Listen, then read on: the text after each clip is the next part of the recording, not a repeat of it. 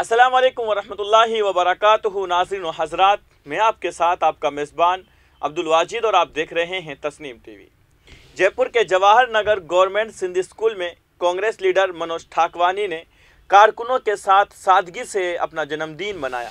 आपको बताते चले कि Manoj Thakwani municipal corporation heritage election में वार्ड 95 से कांग्रेस के उम्मीदवार रहे हैं। सालगिरह के इस प्रोग्राम के दौरान ठाकवानी ने स्कूल में बच्चों में फल भी तकसीम किए। इस दौरान प्रिंसिपल और दीगर असातिज़ा और कांग्रेस कारकुनों ने ठाकवानी का इस्तकबाल किया।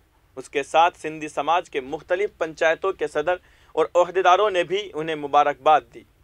सालगिरह के इस प्रोग्राम में प्रेस कमीशन ऑफ इंडिया के कौमी नायब सदर रमाकांत गोस्वामी, समाजी कारकुन सद्दाम खान, सीनियर सहाफ़ी वीर सिंह यादव, प्रिंसिपल खंडेलवाल ने भी ठाकवानी को मुबारकबाद दी। फिलहाल की खबर में इतना ही। मुल्क और गैर मुल्क की तमाम बड़ी खबरें जानने के लिए देखते रहिए तस्नीम टीवी। आपके मेज़बान अब्दुल वाजिद के साथ। अल्लाह हाफिज़।